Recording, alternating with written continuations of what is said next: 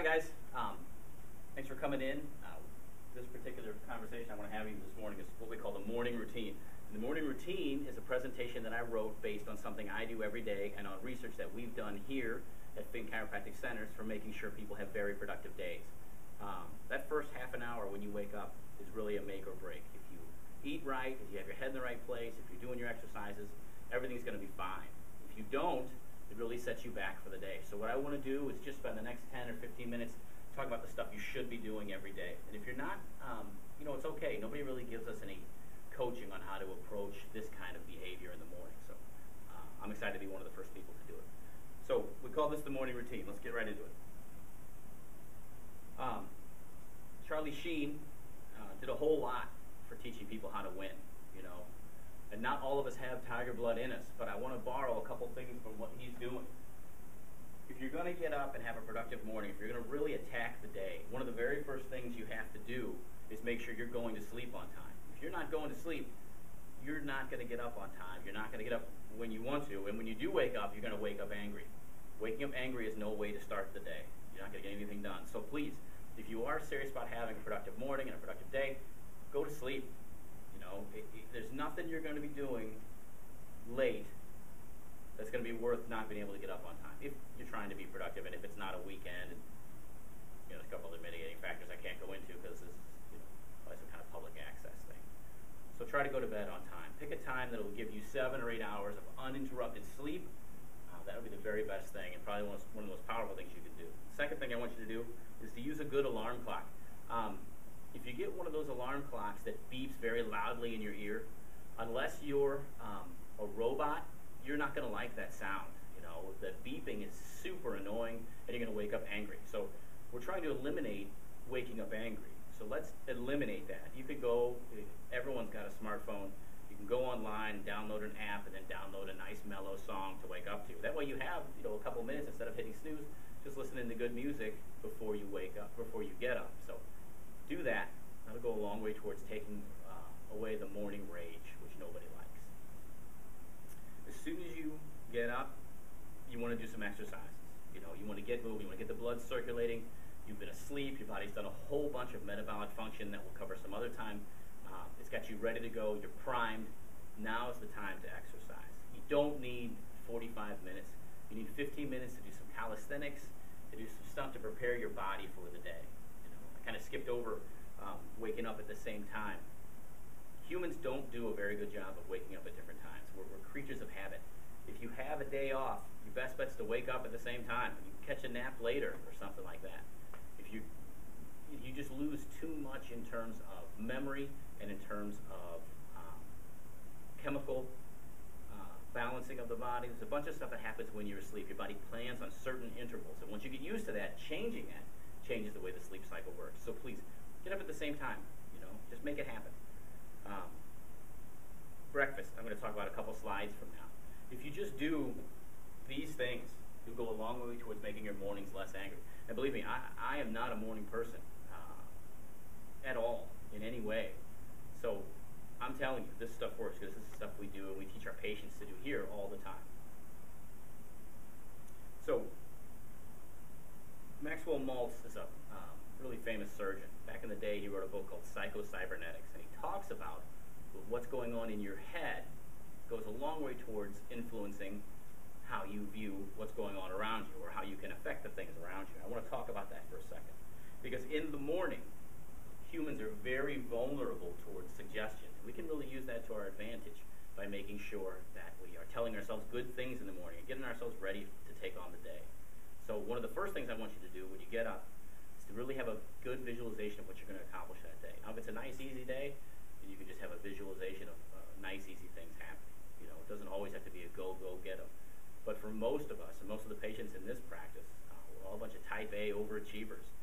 Having a good idea of what you want to happen and then how to make that happen while you're in the shower, while you're doing your exercises, that's an unbelievably powerful way to make sure you start the day. Again, by knowing what you need to do. So making a list the night before, that kind of stuff will really help you sleep better. Getting up on time, getting this kind of stuff done is going to prime you towards really grabbing the day by the tail. I wrote here, crush your hard jobs first. What What I mean by that is that if you have a lot of frogs that you have to eat, let's say you've got one gigantic frog and maybe 3 little frogs. You have to eat those frogs today. You're going to want to eat the big frog first, because otherwise you're just eating small frogs and you have a big frog looking at you. So you're going to want to eat it first. And that's from a lecture that I got years and years ago called Eat That Frog, because people aren't very creative.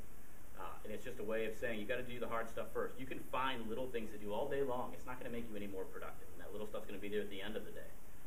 Know what has to be done first. Take the biggest job, break it down, and tear it up. That's the very best way to be productive. And you'll find that because you went into it with so much momentum from the morning, you got that done, now you've got the rest of the day to do whatever. In my case, I usually fake sick and leave the office. So you can try doing something like that. Affirmations. We see hundreds of commercials every day. We see them on the billboards out there. You see them on TV. They're everywhere, and you have to shield yourself from them because you get so much information coming in, so many people trying to tell you what you think or what you are at the same time. In the morning, you don't have those shields up. You're very vulnerable to what people call suggestion or auto-suggestion. And you can tell yourself things and make yourself believe them. Now, telling yourself that you can fly does not work. I've tried it 5 or 6 times, and it always ends badly. But reminding yourself of what positive things you've got going for yourself, what you want to accomplish that day, what you're like about yourself the most, reminding yourself about those things goes a long way towards improving your mood. If you go into every day feeling bad about yourself, you're not going to get anything done. If you go into every day feeling good, in a good mood, you've already got the day half beat. At the end of the day, getting stuff done is important. Getting stuff done in such a way as to make you happy or keep the people around you pumped up, that's way more important.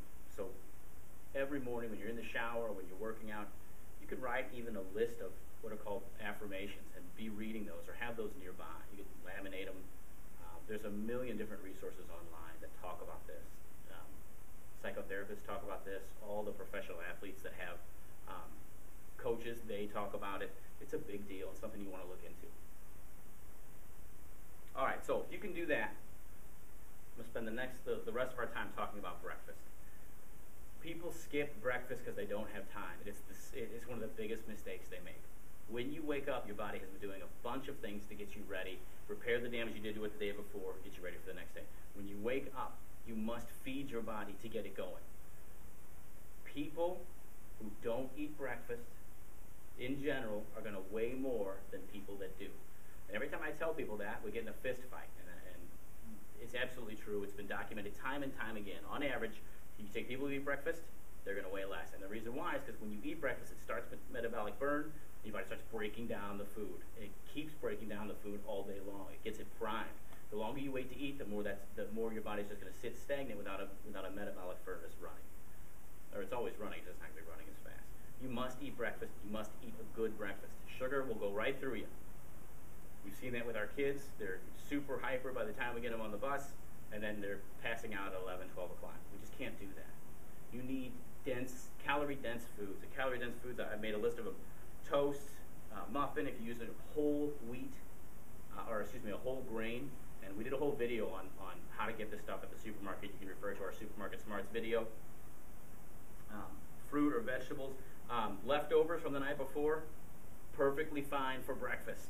If you want to, one of my favorites, I've got a patient who comes in, take a banana, put it on a whole wheat bread, put peanut butter on it, and it just sounds absolutely disgusting, but it's a super powerful breakfast. My point is that if you've got leftovers, if you've got stuff that's that's complex carbohydrate heavy, got a lot of protein in it, eat that stuff. It doesn't have to be simplified cereals. Oh, the last part here I want to talk about is portability. Yeah, everybody's got to go. And if you're going to add 15, 20 minutes to exercise or whatever, then it's going to push you back even more unless you can get up earlier. You want something that's very, very portable. You want to be able to get out of there, carry that thing with you. In my experience, looking through a lot of the granola bars that come off the market, they're bound up with high fructose corn syrup or some other things. They use real powerful sugars to hold them together. You want to avoid those. Get as natural as you can. Or just eat fruits and vegetables on your way to work. Real simple stuff. Yeah, you'll be hungry again in 2 hours. That's the whole point of having a high metabolism.